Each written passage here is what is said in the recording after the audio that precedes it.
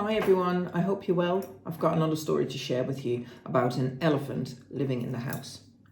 Why can't I have an elephant for a pet? I asked Mum and Dad. We'd gone to the zoo and we were looking at the elephants. Well, elephants are too big to keep, said Dad. But Nathan at school has a horse and he's big, I said. Yeah, well that's different, said Mum, because you can ride a horse. Well, you can also ride an elephant, I persisted.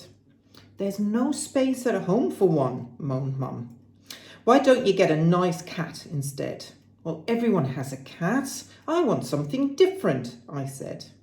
Well, we can go to the pet shop and you can pick out something you like, said Dad. Until then, I don't want to hear another word about elephants. Dad took me by the hand to look at the rest of the animals. But I couldn't stop thinking about one of the elephants. Her name was Tricia. And I thought Tricia must be bored living in the same place for most of her life. And I had an idea. When Mum and Dad went to the cafe to have lunch, I said, I'm going to look at the birds. I won't be long. Birds and fun and playful, said Mum. Perhaps you'll see one you like as a pet. Maybe, I said, and I quickly went to look at the birds. I can't play with a bird, I thought. And I ran back to the elephant enclosure.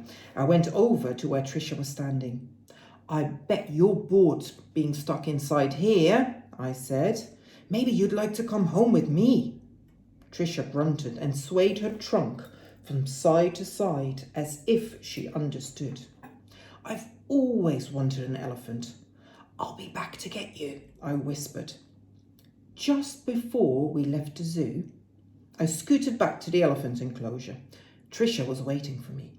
Nobody's around. Let's go now, I said to Tricia and opened up the gate latch and snuck her out of the zoo. I looked round to make sure nobody was looking, and then I opened the back of the station wagon and Tricia hopped in and I covered her with a blanket. It won't be long. Stay under the blanket so Mum and Dad don't see you, I warned. And on the way home, Dad said, very funny. It seems like the car is very heavy today. Maybe you just need to look at it when we come home, Mum said. It does seem sluggish.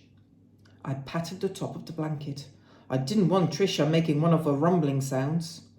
Now, once home, I waited till Mum and Dad were safely inside the house. I took Tricia up the stairs. I made a no entry sign, off limits. I hung it on the door. I suppose you're hungry after such a long trip. Let's go to the kitchen and find some food, I said to Tricia. She bellowed at the sound of the word food. Shh! Mum and Dad don't know you're here, I said, and I checked that the coast was clear before we went downstairs. Now I found 2 large bags of peanuts inside the kitchen cupboard. Tricia finished the peanuts and squeaked to let me know she was still hungry. I didn't know elephants ate so much, I said and opened the fridge. I grabbed all the fruit I could find. I also took the 2 boxes of corn inside the freezer. Now, after Tricia had finished eating, I took her back upstairs to the bedroom. I'll be back after I've had dinner. Now, at the dinner table, Mum said, I can't find the bag of peanuts or the fruit which was in the fridge. I'm sure I put 2 bags in the freezer. They delivered it too. Did you eat them, Olivia? No, Mum, I didn't, I said truthfully. Well, someone with a huge appetite must have been here. And if I didn't know better, I'd say we'd have an elephant living in this house, Mum said. I stood up and left my half-eaten bowl of ice cream. I'll be back later to help with the dishes, I said and bolted up the stairs. When I entered my room, Tricia wasn't there. Panicking, I checked the rooms upstairs and I found Tricia inside the bathroom. Oh no, I gasped in horror. Tricia had somehow turned on the bath taps and the bath was overflowing. Tricia was shooting a stream of water from her trunk onto her back. What a mess! What will Mum say? I groaned. I quickly turned off the taps. I took 6 of Mum's best towels and wiped Tricia dry before taking her back to the bedroom. Later on, I went to wash the dishes. Mum came to see me. Did you have a bath and make a mess in the bathroom, Olivia? No, Mum, I answered truthfully. Well, someone has slopped a lot of water around. If I didn't know better, I'd say we'd have an elephant living in the house. I quickly finished washing the dishes and sprinted up the stairs. You must stay inside the room. If my parents find you, they'll make me take you back to the zoo, I said to Tricia. Maybe you're bored. We can go outside and play soon. That night, I waited until Mum and Dad had gone to bed. And then I took Tricia outside to play. And while I was looking for a ball, Tricia must have felt hungry again, because she used her neck to knock down the trees to eat the leaves. She also used her tusks to rip off the bark and to dig up the roots. Let's play ball, I said to Tricia, and she used her long trunk to pick the ball off the ground and throw it to me. She also used her trunk to move objects that were in her way. After we'd finished playing, I climbed on Tricia's back. I've always wanted to ride an elephant, and together we circled round and round the playground. Well, that's enough for one night, I said when I felt sleepy, and I took Tricia back upstairs to my room. Now, the next morning at the breakfast table, Dad said, "It looks like a mini tornado must have gone through our backyard last night. Did you hear anything, Olivia?" "No, Dad," I said truthfully. "I can't understand why it was only our backyard that was damaged," said Dad.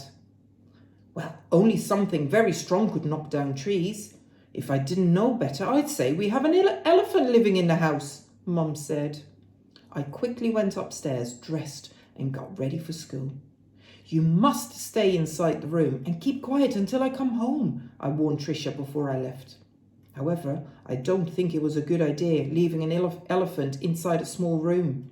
Tricia must have gone exploring again. "All our beautiful furniture has been ruined," said Mum when she came home that afternoon. Elephants don't have very good eyesight. Neither can they turn their head to see behind them, so they have to turn their whole body around to see.